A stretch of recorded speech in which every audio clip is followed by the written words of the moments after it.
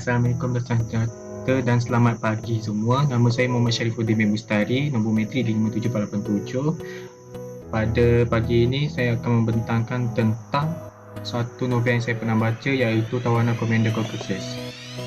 Ringkasan saya, nama penuh saya Muhammad Syarifuddin bin Mustari, nombor metrik 57487. Sejujurnya saya ni tak suka baca novel, dan novel Tawanan Commander Caucasus ni pun saya baca waktu sekolah menengah. Novel Tawanan Commander Caucasus ni merupakan novel yang ketiga yang saya baca. Di rumah saya tiada koleksi novel, melainkan macam buku biasa, buku rujukan, Al-Quran, buku fakta dan buku komik, dan ada juga saki-baki kertas peperiksaan. Alasan saya tak berapa minat dengan novel ni kerana saya macam tak boleh nak mendalami semasa membaca. Saya tak sama macam orang lain. Buku ini pun saya baca sebab ialah waktu sekolah menengah kan ada Komsas Bahasa Melayu, jadi kenalah baca buku. Okey. Buku ringkasan penulis novel. Nama penulis ni ialah Puan Ruzaini Yahya. Beliau lahir pada 12 hari bulan 7 1968 di Serom 2 Tangkak, Johor. Beliau berkhidmat sebagai pendidik di Sekolah Menengah Kebahasaan Perempuan Sultan Abu Bakar Muar, Johor. Beliau telah menghasilkan karya sastera pelbagai genre seperti puisi, cerpen, novel dan esei. Beliau meraih beberapa hadiah seperti berikut, antaranya ialah Sastra Darul Takzim ketiga menerusi cerpennya Kerajaan Limba pada tahun 2003. Yang kedua, beliau juga memenangi tempat ketiga dalam penulisan esei sastra menerusi karyanya Peranan dan Sumbangan Cerita Rakyat dalam Pembinaan Sahsia Bangsa, anjuran DPB dengan kerjasama pejabat belia dan sukan negeri Johor. Dan yang ketiga, beliau juga mendapat tempat ketiga dalam sayembara Fiksyen Sains dan Teknologi UTM kumpulan musim pertama dengan karyanya Tawanan Commander Caucasus. Ruzaini juga pernah terlibat dalam pelbagai aktiviti kesusastraan, sama ada sebagai peserta, pembentang kertas kerja ataupun sebagai pembimbing aktiviti. Bukan itu saja, beliau juga seringkali diundang untuk memberikan ceramah dan membimbing pelajar STPM. Saya memilih novel Tawanan Commander Caucasus ini kerana novel ini merupakan novel yang sangat menarik. Dia ni macam mempunyai banyak imajinasi semasa nak baca novel ni. Novel ni berbentuk sebuah penggambaran beberapa anak remaja yang ingin menyelamatkan salah seorang rakan sekelas mereka yang hilang. Pada mulanya, permulaan ceritanya apabila warga sekolah menengah Seri Kencana dikejutkan dengan berita kehilangan seorang pelajar bernama Kim Yong. Kim Yong hilang semasa keluar mencari kumbang di pinggir hutan. Pelbagai spekulasi tentang kehilangan Kim Yong telah dibuat. Perkembangan dalam cerita ini, Farhani, Cemeh dan Mira bersetuju untuk mencari kumbang di Dusun Datuk Farhani untuk menjalani tugas Cikgu Salimah. Apabila rakan-rakannya datang lambat, Farhani ni dia buat keputusan memasuki dusun itu sendiri dan menemui rumah usang. Farhani masuk ke dalam rumah itu. Kemudian dia terheret ke dalam dunia kumbang. Peristiwa kehilangan Farhani dan Kim Yong dikaitkan dengan kejadian mereka mencari kumbang telah menjadi perbualan seluruh negara Malaysia. Pada masa yang sama, Haikal, Wei dan Devnet menjumpai rumah usang di dalam kebun itu semasa mencari Farhani.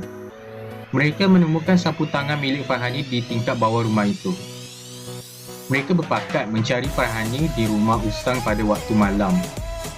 Farhani telah ditangkap oleh tentera Commander Caucasus dan dikurung dalam tabung uji untuk dijadikan bahan uji kaji. Kat situlah juga Farhani ni berjaya nak berjumpa. Di situ jugalah Farhani berjaya menemui Kim Yong. Commander Caucasus ni merupakan seekor kumbang yang jahat. Dia ni kumbang yang tamak dan gila kuasa.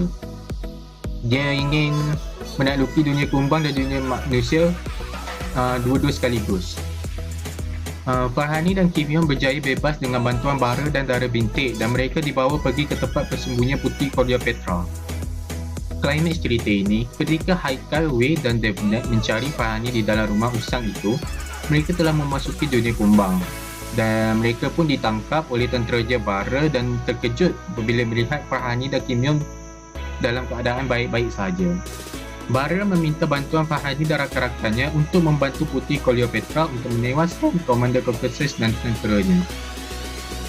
Untuk peluraian novel ini, setelah menyusun pelbagai strategi dan menempuh pelbagai dugaan untuk menewaskan Komander Caucasus dan tenteranya, Puteri Cleopatra berhutang budi atas bantuan Farhani dan rakan-rakannya.